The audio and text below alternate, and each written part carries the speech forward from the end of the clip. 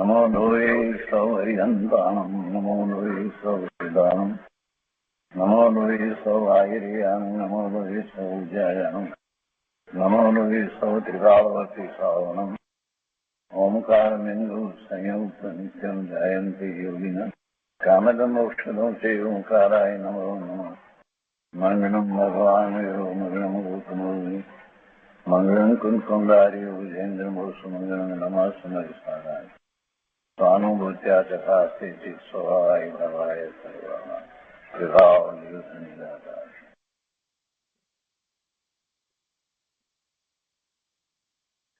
स्वानुभूति दर्शन प्रसम मूर्ति पूज्य बहन श्री चंपाबेननी स्वानुभूति मार्ग प्रकाशक तत्व चर्चा એટલે સ્વાનુભૂતિ દર્શન.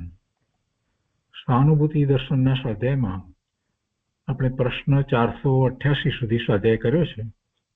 હવે આજે આગળ લઈએ છીએ. પાના નંબર 274. 488 માં પ્રશ્નના સમાધાન પછીથી પ્રશ્ન છે, પર્યાયનું કારણ પર્યાય છે, દ્રવ્ય ગુણ નથી, તે કથનનો શું આશય સમજવો?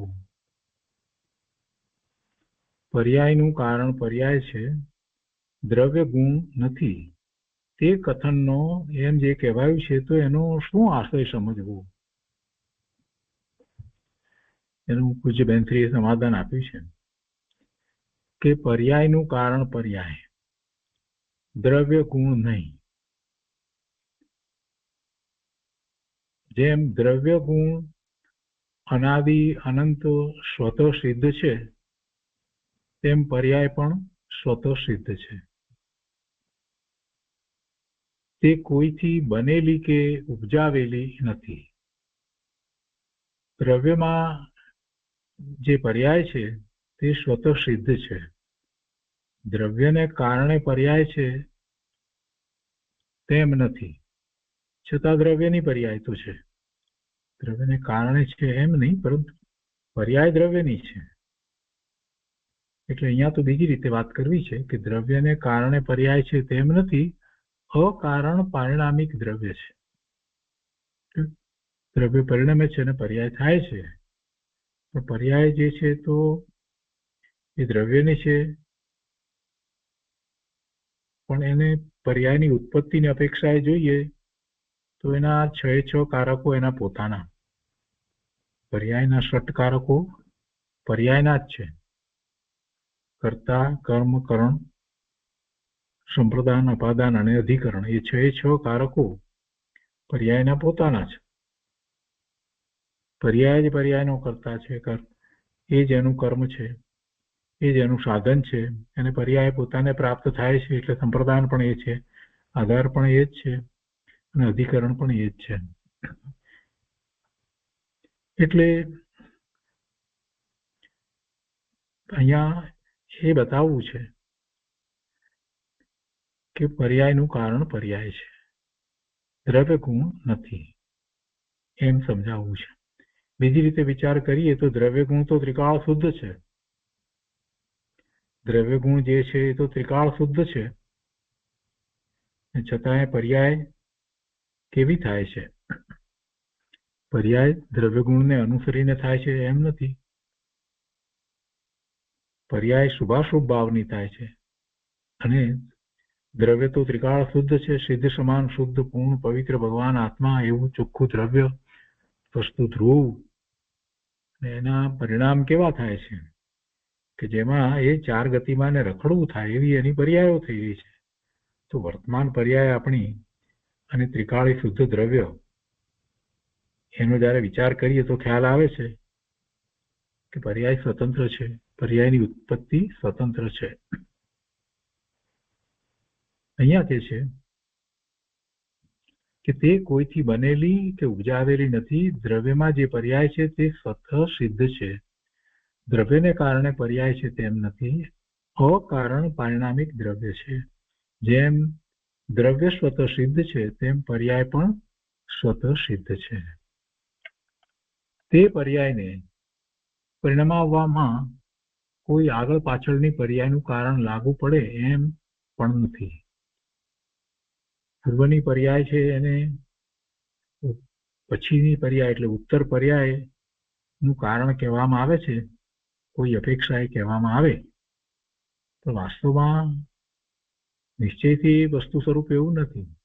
કારણ કે મિથ્યાત્વ છે અને સમ્યક્ત્વની પર્યાય થાય છે તો એ પૂર્વની પર્યાય મિથ્યાત્વની હોય અને તે પછીની પર્યાય ઉત્તર પર્યાય સમ્યક્ત્વની હોય. તો સમ્યક્ત્વની પર્યાયનું કારણ એની પહેલાની મિથ્યાત્વની પર્યાય હોઈ શકે નહીં.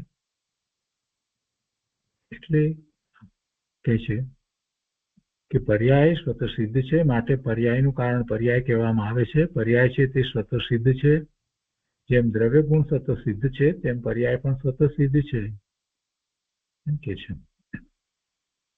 અને કહ્યું ને આગળ પાછળની પર્યાયનું કારણ લાગુ પડે તેમ નથી. પર્યાયને પરિણમવામાં એમ નથી. વસ્તુ સ્થિતિએ પર્યાય સ્વતઃસિદ્ધ છે. પણ તેનો અર્થ એવો નથી કે કોઈ દ્રવ્ય પર્યાય વગરનું છે અને પર્યાયને કોઈ દ્રવ્યનો આશ્રય નથી, એવો અર્થ નથી થતો. પર્યાય કોઈ દ્રવ્ય વિના હોતી નથી. એટલે કે પર્યાય અધ્ધર અધ્ધર છે એવો અર્થ નથી. પણ પર્યાય છે તે દ્રવ્યની છે છતાં તે સ્વતઃસિદ્ધ છે. એનું અસ્તિત્વ છે, એનું હોવાપણું છે. એક સમયનું છે, બીજા સમય બીજી છે, ત્રીજા સમયે ત્રીજી છે. એમ દરેક સમયની પર્યાય જુદી જુદી છે. સ્વતઃસિદ્ધ. પછી બેન્સરીએ સ્વતઃસિદ્ધ શબ્દ ઉપર ભાર મૂક્યો છે. સ્વતઃસિદ્ધ પર્યાય પરિણમે તે અકારણ છે. જેમ દ્રવ્ય ગુણ અકારણ છે તેમ સ્વતઃસિદ્ધ પર્યાય પણ અકારણ છે. અકારણ એટલે શા માટે એમ પ્રશ્ન પૂછ્યો તો કોઈ કારણ નથી. દ્રવ્ય આમ છે, દ્રવ્યમાં આનંદ ગુણ છે, શા માટે? તો કોઈ કારણ નથી. દ્રવ્ય છે તો છે, આનંદ ગુણ પણ છે તો છે, એનું કારણ શું વળે? એનું કારણ કઈ નથી.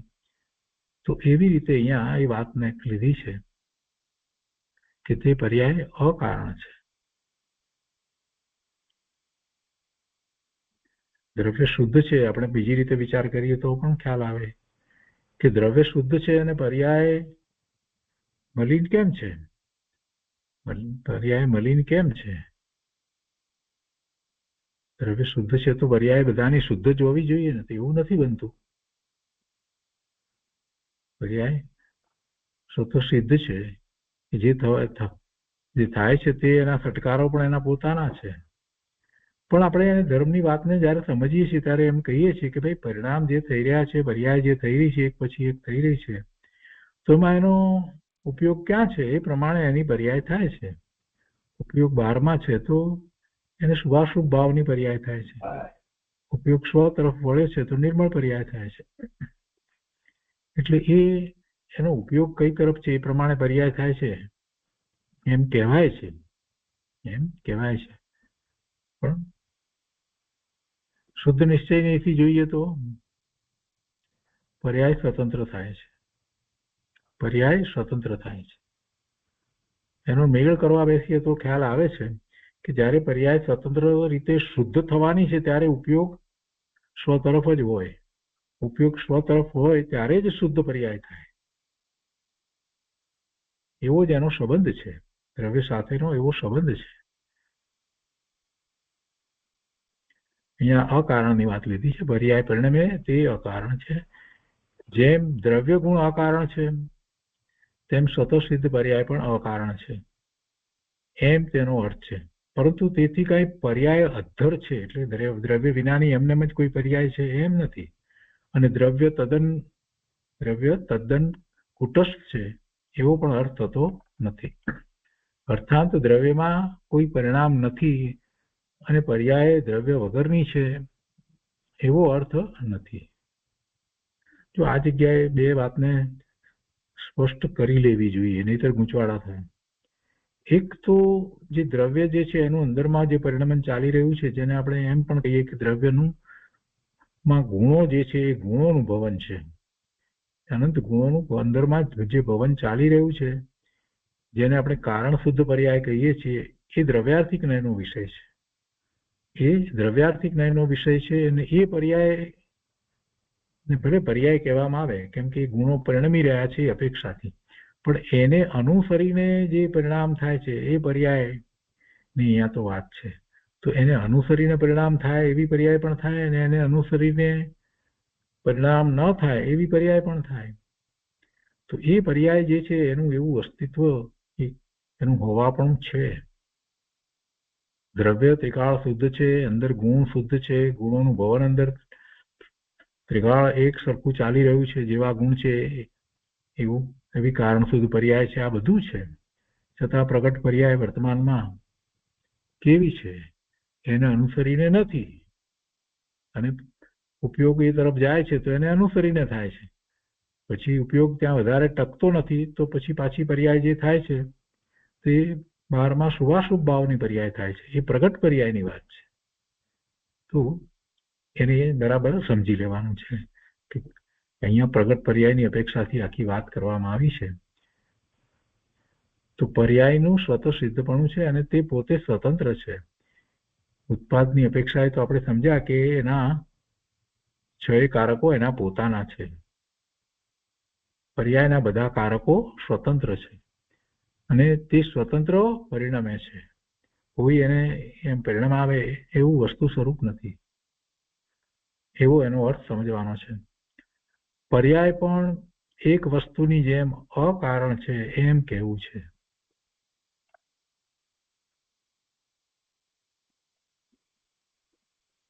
આટલી બધી સ્વતંત્રતાને જ્યારે સમજીએ ત્યારે ખ્યાલ આવે છે.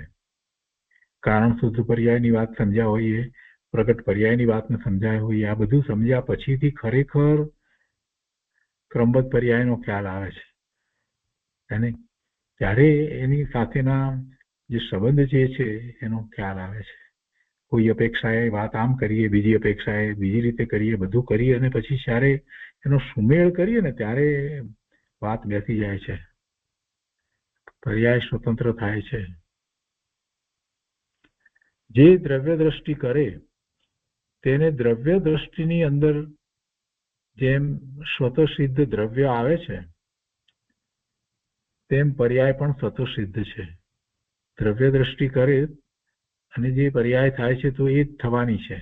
દ્રવ્ય દ્રષ્ટિ કરે ત્યારે દ્રવ્ય અનુભવમાં આવે છે, એટલે કે દ્રવ્યનું ગુણોનું ભવન એને અનુભવમાં આવે છે. એવી પર્યાય એ થાય છે એને અહીંયા સ્વતઃસિદ્ધ કહી છે. તો કહે છે કે તેમ પર્યાય પણ સ્વતઃસિદ્ધ છે. તો પણ પર્યાય દ્રવ્ય દ્રષ્ટિના વિષયમાં આવતી નથી. દ્રવ્ય દ્રષ્ટિનો વિષય એટલે દ્રષ્ટિનો વિષય દ્રવ્ય છે. એ દ્રવ્ય તરફ દ્રષ્ટિ કરવામાં આવે તો એમાં પર્યાય આવતી નથી. પર્યાય નથી હોતી દ્રષ્ટિના વિષયમાં. ક્યાં દ્રષ્ટિ કરવી છે? દ્રવ્ય પર દ્રષ્ટિ કરવી છે. તો દ્રવ્ય પર્યાય સહિત એમ દ્રષ્ટિ કરવાની હોતી નથી, કેમ કે એક સમયમાં જે બદલાય છે એ વિષય બનતો નથી. દ્રવ્ય જે ત્રિકાળ ધ્રુવ રહે છે એ વિષય બને છે. દ્રષ્ટિનો વિષય ત્રિકાળી વસ્તુ છે ધ્રુવ, એ બને છે. એટલે કે છે કે પર્યાય દ્રવ્ય દ્રષ્ટિના વિષયમાં આવતી નથી, પણ તેથી પર્યાય કોઈ અલગ અને અધ્ધર થઈ ગઈ એમ નથી. છતાં એની સાથે દ્રવ્યનો સંબંધ તો છે, જે પર્યાય દ્રવ્યની જ છે. પર્યાય દ્રવ્યની જ છે. સંબંધ છે એટલે શું કે આત્માની પર્યાય હોય તો એ ચેતન જ હોય, જળ ન હોય. અને જળ દ્રવ્ય છે, ઉદ્ગળ પરમાણુ જે છે તો એની પર્યાય ચેતન ન હોય. એટલે છતાં એનો સંબંધ તો છે જ. ચેતન ભગવાન આત્માને સ્વતંત્ર પર્યાય થાય તો પણ જળ ન થાય, એ પર્યાય ચેતન હોય. પર્યાય પરિણમે છે. જેવી જાતનું દ્રવ્ય હોય એવી જાતની પર્યાય પરિણમે છે. એટલે કે એના ગુણો જે છે એનું અંદરમાં ચાલી રહેલું ભવન એ તો દ્રવ્યાર્થિક જ્ઞાનનો વિષય છે, પણ એને અનુસરીને પરિણામ થાય છે. અને 6 દ્રવ્યમાં 2 દ્રવ્ય એવા છે, 2 જ દ્રવ્ય એવા છે કે જેના પરિણામ 2 રીતે થાય.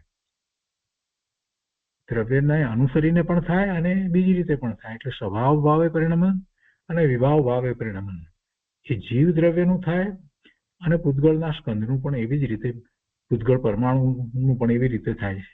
એટલે પૂતગળ પરમાણુનું નિર્મળ પરિણમન થાય અને સ્કંદમાં જે બીજા પરમાણુ સાથે જોડાયો છે ત્યારે જે પરિણમન થાય છે તે સ્કંદનું પરિણમન એ છે. તો સ્કંદના પરિણમનને વિભાવ પરિણમન કહેવાય છે અને એક પરમાણુનું પરિણમન છે એને સ્વભાવ પરિણમન કહેવાય છે.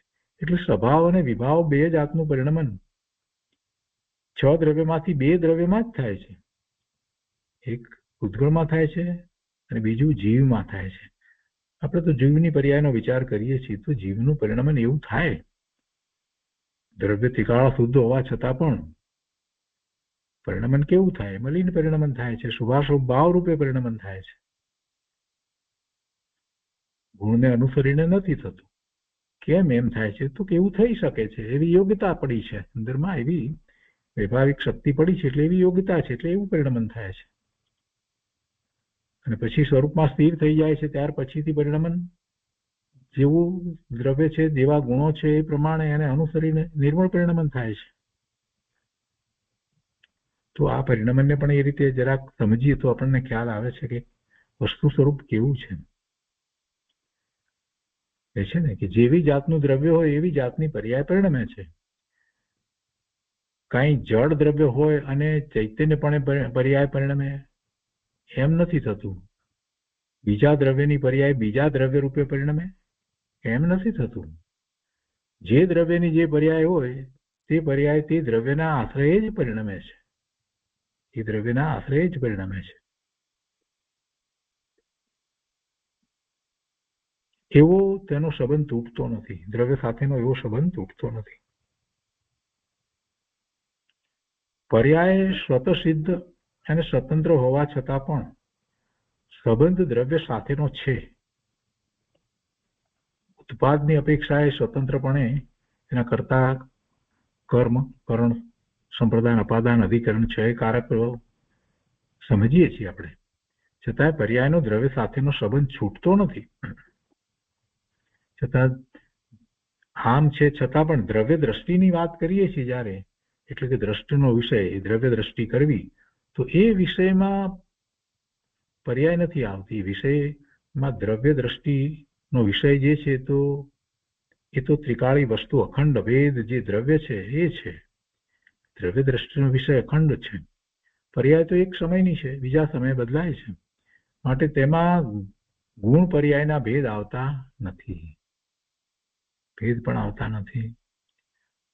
તો પણ કોઈ અપેક્ષાએ દ્રવ્યમાં ગુણ પર્યાયના ભેદ છે અને તે ભેદને કારણે પર્યાયને દ્રવ્યનો આશ્રય હોય છે. જો દ્રવ્ય એકલું કુટસ્થ હોય તો સાધના હોય નહીં, વેદન હોય નહીં અને સંસાર મોક્ષની કોઈ અવસ્થા હોય નહીં. એટલે પરિણમન તો છે, દ્રવ્ય છે, એકલું કુટસ્થ નથી. દ્રવ્યનું પરિણમન પણ આપણે કહીએ છીએ ને, દ્રવ્યમાં દ્રવ્યત્વ નામનો ગુણ છે એટલે દરેક દ્રવ્ય પરિણમે છે. 4 દ્રવ્યોના પરિણમન તો જેવા દ્રવ્ય છે એવા જ સ્વાભાવિક પરિણમન છે.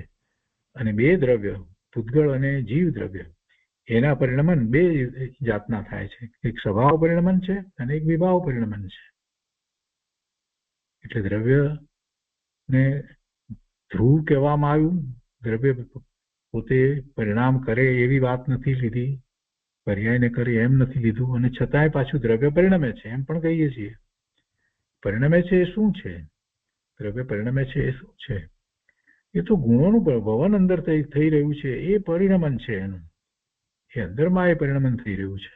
દ્રવ્ય પરિણમે છે એટલે એ પરિણમન છે ને એને અનુસરીને પ્રગટ પરિણમન હોય છે. એની વાત છે અહીંયા, એની વાત ચાલે છે. એટલે એ દ્રવ્યને એ અપેક્ષાથી એમ પણ કહેવાય કે એકલું કુટસ્થ નથી. જો દ્રવ્ય એકલું કુટસ્થ હોય તો સાધના હોય નહીં, સાધના થઈ શકે નહીં, વેદન હોય નહીં, અનુભૂતિનું વેદન વગેરે પણ હોય નહીં, સંસાર મોક્ષની કોઈ અવસ્થા હોય નહીં. માટે દ્રવ્ય છે, પર્યાય પણ છે. દ્રવ્ય પર્યાય વગરનું હોતું નથી, પર્યાય દ્રવ્ય વિનાની હોતી નથી. હવે આગળ કહે છે કે પર્યાયને સ્વતંત્ર કહેવાનો અર્થ એ છે કે તે સ્વતઃ સિદ્ધ અને અકારણ પારિણામિક છે. જે પર્યાય થાય છે એનું કોઈ કારણ નથી. જે થવાની છે તે થાય છે, જે સમયે સ્વતંત્ર છે. તેનું સ્વરૂપ સ્વતંત્ર બતાવવા માટે એમ કહ્યું છે. સ્વતઃ સિદ્ધ કહ્યું, અકારણ અને પારિણામિક અહીંયા કહ્યું છે, એટલે પરિણમે છે અપેક્ષાથી પરિણામ. દ્રવ્ય દ્રષ્ટિ જ્યાં પ્રગટ થઈ ત્યાં તેના વિષયમાં તે પર્યાય હોતી નથી. તો પણ સાધનામાં બંને દ્રવ્ય દ્રષ્ટિ અને પર્યાય સાથે હોય છે. દ્રવ્ય દ્રષ્ટિ જ્યાં પ્રગટ થઈ ત્યાં તેના વિષયમાં તે પર્યાય હોતી નથી. દ્રષ્ટિના વિષયમાં પર્યાય નથી. તો પણ સાધનામાં બંને દ્રવ્ય દ્રષ્ટિ અને પર્યાય સાથે હોય છે. સાધનામાં દ્રવ્ય તરફની દ્રષ્ટિ કરી છે અને એવા જ નિર્મળ પરિણામ સાથે હોય છે. તેમાં દ્રવ્ય દ્રષ્ટિ મુખ્ય હોય છે, કેમ કે જેને દ્રવ્ય દ્રષ્ટિ પ્રગટ થઈ તેને જ સાથે સાધનાની પર્યાયની શુદ્ધિ થાય છે. સાધનામાં નિર્મળ પર્યાયો થતી જાય છે ને, એટલે એ શુદ્ધિ છે. એક સમયની પર્યાય નિર્મળ છે, બીજા સમયની, એમ કેટલા સમયની પર્યાય નિર્મળ થાય છે. તો એટલી એ નિર્મળ પરિણામ જે થયા તો એ તો પણ એક સમયના છે. તો પછી શુદ્ધિ કઈ રીતે? પ્રશ્ન થાય ને આપણને, શુદ્ધિ કઈ રીતે? તો કે છે કે એ વખતે જે કર્મ જે છે એનું પરિણમન થઈ રહ્યું છે, એના ઉદયો આવી રહ્યા છે, અને એ ઉદયો જે છે પછી એની સ્થિતિ પૂરી થાય છે એટલે એ વિપાક છે, એ ફળ આપે છે અને ખરી જાય છે અને દ્રષ્ટિ સ્વરૂપ તરફ છે. એટલે નિર્મળ પર્યાય થઈ રહી છે. પણ નિર્મળ પર્યાય થઈ રહી છે તો આશ્રવ નથી, સંવરની દશા છે. એટલે કર્મનું ઘટવું થાય છે.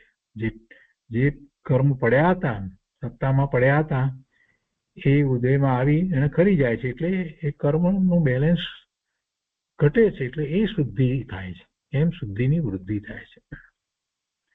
અને જે પર્યાય જે છે પૂર્વની કર્મ જે છે એની એ રીતે નિર્જરા થાય છે. તો સાધનામાં પર્યાયની શુદ્ધિ થાય છે. આ રીતે શુદ્ધિ થાય છે. પર્યાયની શુદ્ધિનો અર્થ સમજવાનો છે. વસ્તુનું સ્વરૂપ જ એવું છે. દ્રવ્યની દ્રષ્ટિ જેની યથાર્થપણે થાય તેને જ સાથે પર્યાય શુદ્ધ રૂપે પરિણમે છે. દ્રવ્ય દ્રષ્ટિ સાથે અંશીનું યથાર્થ જ્ઞાન પણ કરાવે છે કે અંશી પોતે અખંડ છે. જેમાં અંશ રહ્યા છે તે અંશી, અને એક અંશ જેમાં રહ્યા છે તે અંશી, અંશોને ધારી રાખનાર અંશી. તો એ કહે છે કે દ્રવ્ય દ્રષ્ટિ સાથે અંશીનું યથાર્થ જ્ઞાન પણ કરાવે છે કે અંશી પોતે અખંડ છે અને તેમાં અનંત ગુણ એ એના અંશ છે, તથા અનંત પર્યાય એ પણ એના અંશ છે. પર્યાય તે અંશ છે. અંશનું સામર્થ્ય અંશી જેવું નથી, તો પણ તે સ્વતઃ છે, સ્વતઃ પરિણમે છે, સ્વતંત્ર છે. એટલે આ જયારે દ્રવ્યનામાં આ રીતે જે અંશ અને અંશી તરીકે વાત કરી, તો એમાં અંશ, ગુણ અને પર્યાય બંનેને અંશ કહેવામાં આવે છે. બંને અંશ છે. પર્યાય તે અંશ છે. અંશનું સામર્થ્ય અંશી જેવું નથી, તો પણ તે સ્વતઃ છે, સ્વતઃ પરિણમે છે, સ્વતંત્ર છે, તેમ કહેવાનો આશય છે. દ્રષ્ટિના વિષયમાં પર્યાય આવતી નથી, માટે તેને જુદી પાડીને એમ કહેવાય છે કે તે સ્વતંત્ર પરિણમે છે. પર્યાય દ્રષ્ટિનો વિષય નથી અને તે સ્વતઃ છે. જે બદલાય છે પર્યાય સમય બદલાય છે, એ દ્રષ્ટિનો વિષય ક્યાંથી થાય? એ થઈ શકતું નથી. દ્રષ્ટિનો વિષય નથી અને તે સ્વતઃ છે, પર્યાય સ્વતઃ છે. તેથી તેને સ્વતંત્ર કહેવામાં આવે છે. ઉત્પત્તિની અપેક્ષાએ પણ એના ક્ષયકારકો એના પોતાના છે એટલે સ્વતંત્ર છે. પર્યાયની સ્વતંત્રતા બતાવવામાં પર્યાય નથી એમ સાબિત નથી થતું, પણ પર્યાય છે અને તે દ્રવ્યનો એક ભાગ છે, તેમજ તે સ્વતંત્ર અને સ્વતઃસિદ્ધ છે એમ સાબિત થાય છે. પર્યાય કોઈ જુદી છે એવો તેનો અર્થ નથી. એટલે દ્રવ્ય વિના જુદી છે કોઈ પર્યાય એવો અર્થ નથી. જેમ એક દ્રવ્યથી બીજું દ્રવ્ય જુદું છે એવી રીતે પર્યાય કોઈ દ્રવ્યથી જુદી છે એવો એનો અર્થ નથી. દ્રવ્ય દ્રષ્ટિની મુખ્યતામાં પર્યાય ગૌણ કરવામાં આવે છે. એટલે એ વખતે પણ પર્યાય છે, પણ દ્રષ્ટિના વિષયમાં એને નથી લેતા. એને જાણીએ છીએ વર્તમાનમાં મારી પર્યાય શું છે એને હું જાણું છું, છતાં પણ દ્રષ્ટિનો વિષય જે છે એ તો ત્રિકાળ શુદ્ધ સિદ્ધ સમાન પૂર્ણ વસ્તુ છે, અખંડ અભેદ. એ દ્રષ્ટિનો વિષય છે. વર્તમાન પર્યાય ના એ દ્રષ્ટિનો વિષય થતું નથી. એટલે એને એ રીતે પર્યાય છે અને એને દ્રષ્ટિમાં વિષયમાં એને નથી લેતા. એટલે એમ કહ્યું કે પર્યાય ગૌણ કરવામાં આવે છે.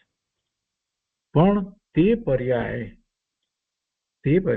દ્રવ્ય જે જાતનું હોય તેવી દ્રવ્યના આશ્રય પરિણામે છે. એટલે ચેતન આત્મા છે તો એની પર્યાય છે, એના પરિણામ ચેતન હોય, એના જળ પરિણામ હોય નહીં.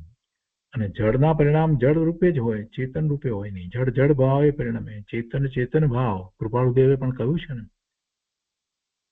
વળી કહે છે કે જે જાતનું દ્રવ્ય હોય તેવી દ્રવ્યના આશ્રય પરિણમે છે અને કટકા થતા નથી. બંને અપેક્ષાઓ સાથે સમજવાની છે.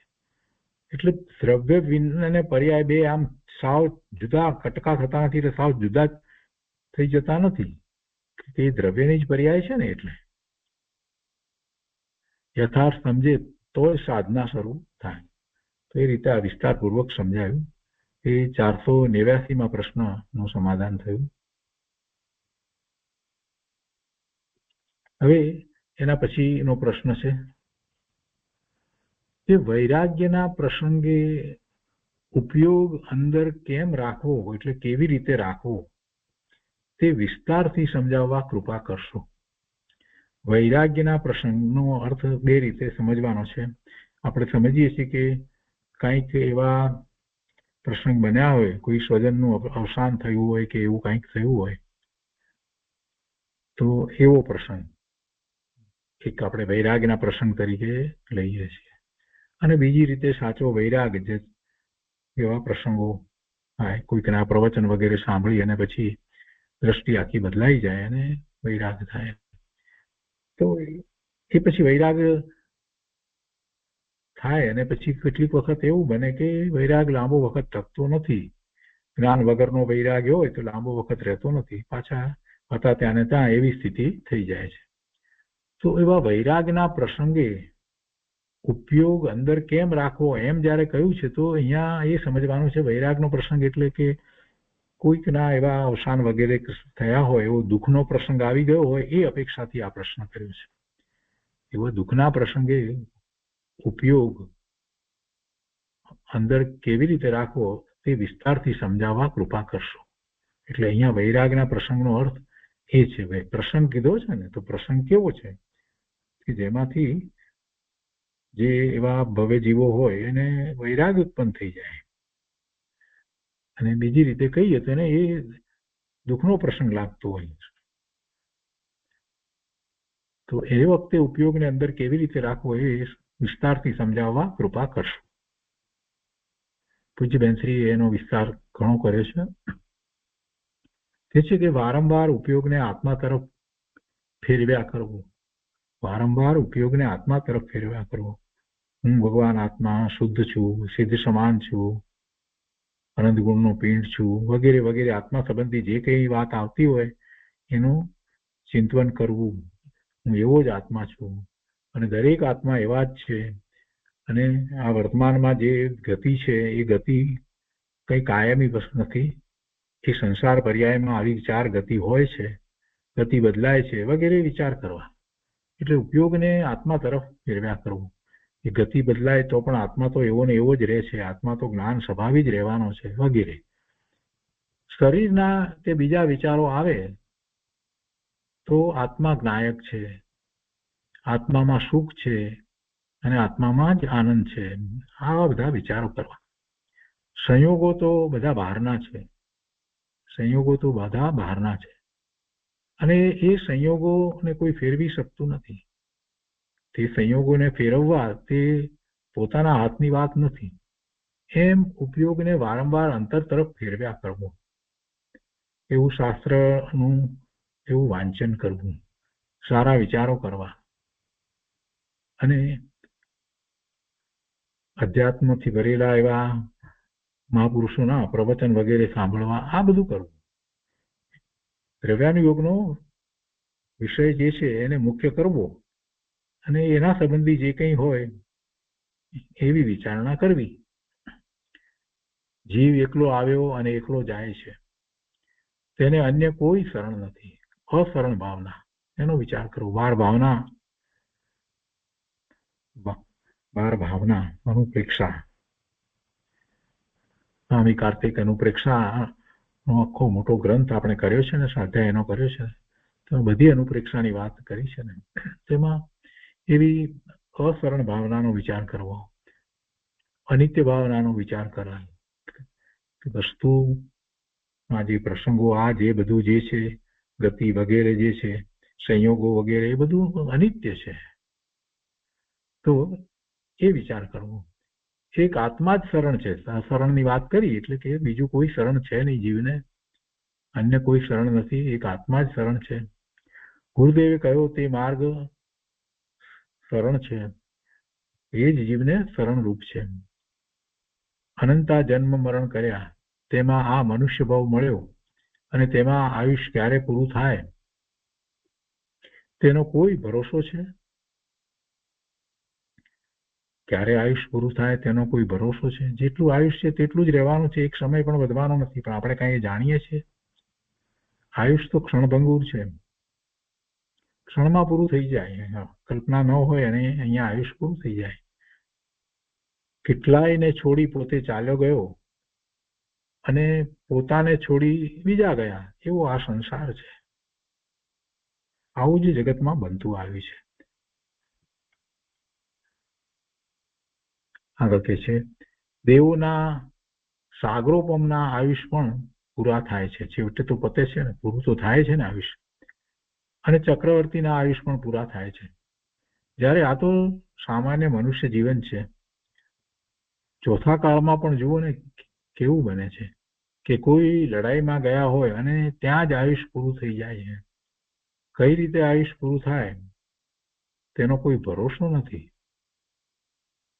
જેણે આત્માને ગ્રહણ કર્યો હોય ને આત્માના સંસ્કાર નાખ્યા હોય તે ખરે ટાઈમે શરણ થાય છે. આત્મા જ એક શરણ છે. એટલે એનો અભ્યાસ કર્યો હોય, એવા સંસ્કાર નાખ્યા હોય તો એને શરણ થાય છે. આવા પ્રસંગે પંચ પરમેષ્ઠી, ગુરુ અને આત્માને યાદ કરવા. આયુષ્ય તો પાણીના પરપોટા જેવું છે. કેટલો સમય પરપોટો રહેવાનો છે? એટલે આયુષ્ય તો પાણીના પરપોટા જેવું છે, ઝાકળના બિંદુ જેવું છે. ક્યારે તે પૂરું થાય તેની ખબર ન પડે.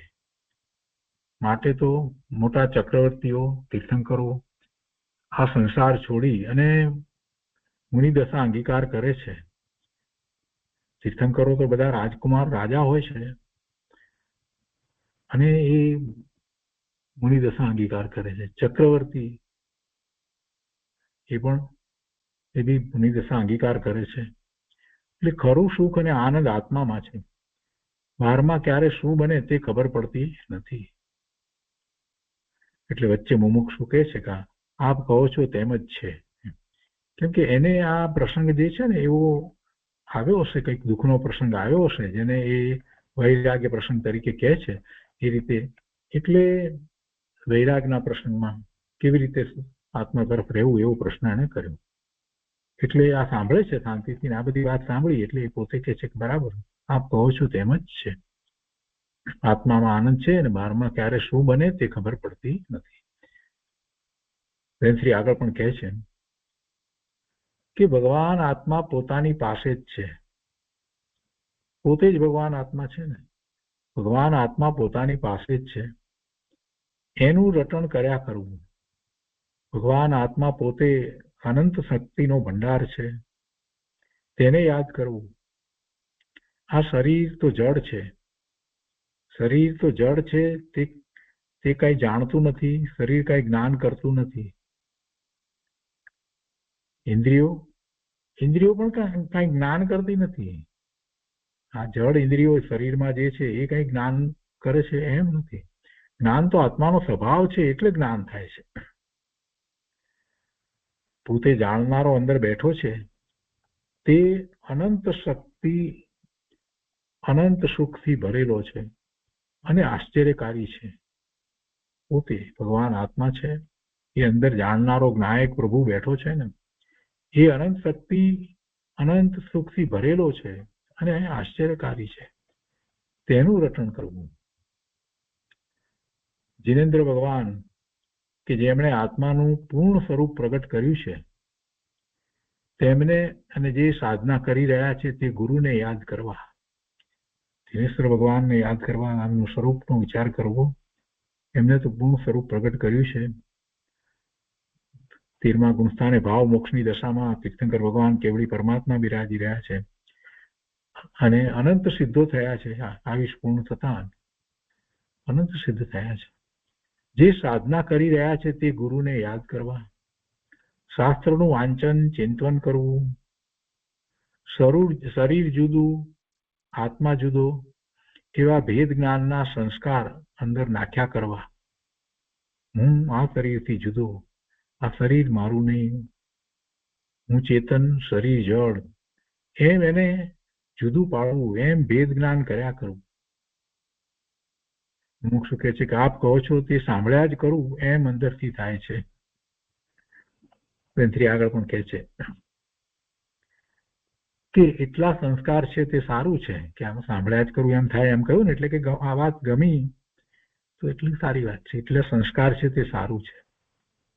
શાંતિ તે સુખદાયક છે, બીજો કોઈ ઉપાય નથી. આયુષ્ય તે રીતે જે પૂરું થવાનું હતું તેને ભૂલ્યા વગર છૂટકો જ નથી. કોઈનું આયુષ્ય પૂરું થયું, સજ્જનનું કોઈ કદાચ અવસાન થયું હશે, એવો દુઃખનો પ્રસંગ હશે, એટલે આ ભાઈએ આમ પૂજ્ય બેનશ્રી પાસે આવીને આવી વિનંતી કરી. એટલે એ સંબંધી બેનશ્રી કહે છે કે આયુષ્ય, જેનું આયુષ્ય પૂરું થયું, જેનો જે પોતાથી દૂર ચાલ્યા ગયા, તો કે છે કે એમનું આયુષ્ય તે રીતે જ પૂરું થવાનું હતું, તો એ રીતે પૂરું થયું, તો હવે એને ભૂલ્યા વગર બીજો કોઈ ઉપાય નથી, છૂટકો નથી. વહેલું કે મોડું ભૂલવાનું જ છે, તો પહેલેથી જ શાંતિ રાખવી. આર્ત ધ્યાન કરવાથી કાંઈ લાભ નથી. બહુ સારી વાત છે ને. આર્ત ધ્યાન કરવાથી કાંઈ લાભ નથી. જેનું આયુષ્ય પૂરું થવાનું હતું, જે ચાલ્યા ગયા, છોડીને જતા રહ્યા, એવું પ્રસંગ બને, દુઃખનો પ્રસંગ બને એટલે દુઃખ લાગે અને ભૂલાય નહીં. પણ કહે છે કે ભૂલવું તો પડશે, કેમ કે એમનું આયુષ્ય એટલું જ હતું ને જે રીતે પૂરું થવાનું હતું એ રીતે પૂરું થયું. એટલે પહેલું મોડું એને ભૂલવું તો પડશે, તો જ શાંતિ રહેશે. એટલે એવી શાંતિ રાખવી અત્યારથી. આળધ્યાન ન કરવું. આળધ્યાન કરવાથી તો ઉલટો પાપના બંધ પડે છે. લાભ તો કાંઈ થતો નથી, ઉલટો પાપનો બંધ પડે છે. કુદરત આગળ કોઈનું ડાપણ કામ આવતું નથી. આ તો બધા જ લોકો કહે છે, અન્ય મતમાં પણ એ લોકો કહે છે. આપણે તો સમજીએ છીએ કે કુદરતનો અર્થ શું છે. કુદરતનો અર્થ એ છે કે જે આ આખું જગત સ્વયં સંચાલિત જગત છે, એમાં કોઈ કોઈનું કાંઈ કરે એવું વસ્તુનું સ્વરૂપ જ નથી. જે આવ્યો છે અહીંયા સંસારમાં, જે મનુષ્ય પર્યાયમાં આવ્યો હતો, તો એનું આયુષ્ય લઈને આવ્યો હતો. એ જીવ પાછો બીજે જાય છે. એમાં કોઈનું કાંઈ ચાલતું નથી, કાંઈ ઉપાય નથી. તો શાંતિ જ રાખવી. તો શાંતિ જ રાખવી. ત્યાં કોઈ બાળક પણ સાંભળતો હશે એટલે એને પૂછ્યું કે શું આત્મા મરી ગયો નથી? એટલે પ્રશ્ન કર્યો. વેન્શ્રીએ ઉત્તર આપ્યો કે આત્મા શાશ્વત છે. આત્મા શાશ્વત છે, તેનું મરણ થતું નથી. જ્યાં ગયો ત્યાં આત્મા શાશ્વત છે. માત્ર શરીરનો ફેરફાર થાય છે. આ શરીર છોડીને ગયો અને જો હજી એને સમય બાકી છે તો એ બીજું શરીર ધારણ કરવાનો જ છે. જ્યાં સુધી કેવળ જ્ઞાન પ્રગટ ન કરે ત્યાં સુધી તો બીજા શરીર ધારણ કરવાનો જ છે ને. કેવળ જ્ઞાન જે પ્રગટ કરે છે એ સિદ્ધ થાય છે, એ પછી બીજા શરીર ધારણ કરતો નથી, એને બીજું શરીર હોતું નથી, એ નિર્વાણ પામે છે. એને એ છેલ્લું શરીર હોય છે, એ ચરમ શરીર હોય છે. પણ એ સિવાય બીજા બધાને જે છે તે શું છે? શરીરનો ફેરફાર થાય છે, આ શરીર બદલાય છે અને બીજું શરીર એ ધારણ કરે છે. આત્મા અહીંથી સંબંધ છોડી ને બીજે સંબંધમાં જાય છે. બહારના સંયોગ જોવા નહીં, એટલે કે આપણને તો આ બહારનો સંયોગ દેખાય છે પણ ખરેખર આત્મા દેખાતો નથી. એ આત્મા તો આ શરીર છોડી અને બીજા શરીરમાં જાય છે. એ ક્યાં આપણને દેખાય છે? આ ભાવમાં ગુરુદેવની વાણી વર્ષો સુધી મળી તેના જેવું બીજું કોઈ ભાગ્ય નથી. એટલે એ વાતનો વિચાર કરવો કે આપણને તો જૈન દર્શન મળ્યું છે અને જૈન દર્શનને સાચી રીતે સમ્યક પ્રકારે સમજાવનારા પૂજ્ય ગુરુદેવ કાંજી સ્વામી મળ્યા. એમણે વર્ષો સુધી જૈન દર્શન ખૂબ સમજાવ્યું, મોક્ષનો માર્ગ ખૂબ સમજાવ્યો અને એના જેવું બીજું કોઈ ભાગ્ય નથી. એ મોટું મહાભાગ્ય છે. તેની પાસે એવા ભાગ્યની પાસે ઇન્દ્ર પદવી કે 3 લોકનું રાજ બધું તુચ્છ છે. માટે સારા સ્મરણો યાદ કરવા. ગુરુદેવના પ્રવચનોમાંથી કોઈક વાત યાદ રહી હોય, ગુરુદેવે કંઈક કહ્યું હોય, એવું એનું બધાનું સ્મરણ કરવું. જ્ઞાયક ચૈતન્ય દેવને યાદ કરવું. પોતે ભગવાન આત્મા જ્ઞાન સ્વરૂપ છે ને, એવા જ્ઞાયક ચૈતન્ય દેવને યાદ કરવું. ભગવાન અને ગુરુને યાદ કરવા. દેવ, ગુરુ, શાસ્ત્ર એ બધાને યાદ કરવા અને પોતાના ચૈતન્ય સ્વરૂપને યાદ કરવું. એના સામર્થ્યને યાદ કરવું, પોતાના સામર્થ્યનું ચિંતન કરવું. આત્મા શાશ્વત છે અને શરીરના ફેરફારો થાય છે. એક ભવથી બીજો ભવ એમ અનંત જન્મ મરણ કર્યા છે.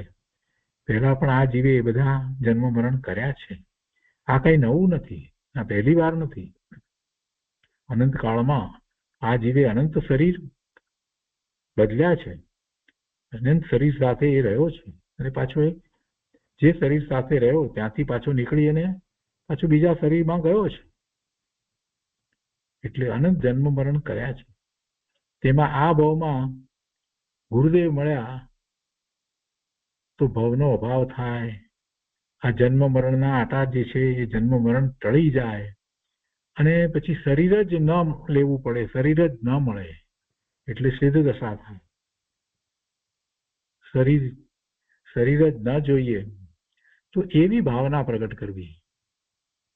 આ જન્મ મરણ ટળી જાય, શરીર જ ન મળે એટલે નિર્વાણ થાય. એવો પુરુષાર્થ કેમ થાય, કેમ કરીને એ રીતે આગળ વધાય, એવી ભાવના પ્રગટ કરવી, એવી ભાવના ભાવવી, ભાવના અભાવની ભાવના ભાવવી. આગળ કહે છે કે આર્ત ધ્યાનના ભાવ ઓછા કરીને, કેમ કે એ વખતે સ્વજનનું અવસાન થયું હશે એટલે આર્ત ધ્યાન તો થાય ને. આર્ત ધ્યાનના ભાવ ઓછા કરીને પોતે વિચાર કરીને શાંતિ રાખવી. ભેદ જ્ઞાનનો અભ્યાસ કરવો કે આ શરીર જુદું અને આત્મા જુદો, કોઈ વિકલ્પ મારો નથી. પોતાનું ધાર્યું બહારમાં થતું નથી. દુઃખના સમયે દેવશાસ્ત્ર ગુરુ યાદ આવે તે સારું છે. તેઓ યાદ આવતા દુઃખ ઓછું થઈ જાય. એટલે શાસ્ત્રમાં આવે છે કે દુઃખના પ્રસંગે તારા આત્માના જે સારા પ્રસંગો બન્યા હોય તે યાદ કરજે. દુઃખના પ્રસંગે તારા આત્માના જે સારા પ્રસંગો બન્યા હોય તે યાદ કરજે. કોઈ વૈરાગ્યના કે ગુરુદેવના પ્રસંગો બન્યા હોય તે બધા યાદ કરજે. બધાએ શાંતિ રાખી છે એવી શાંતિ જ રાખવા જેવી છે. ગુરુદેવનું બધાએ સાંભળ્યું છે. અને પછી ગુરુદેવે જે વાત કરી છે, ગુરુદેવ વ્યાખ્યાનમાં ઘણી વાર કહેતા હતા એ વાત અહીંયા લીધી છે કે બંધ સમય જીવ ચેતીએ ઉદય સમય સા ઉચાટ. અને એ પછી પણ બીજી કેટલી બધી વાત લીધી છે અને કેટલા ઉદાહરણો વગેરે આપી અને ખૂબ વિસ્તાર કર્યો છે. તો એ બાકીનો જે ભાગ જે છે તે આપણે આવતા સ્વાધ્યાયમાં લઈશું. આજનો સ્વાધ્યાય આપણે અહીંયા સુધી રાખીએ છીએ.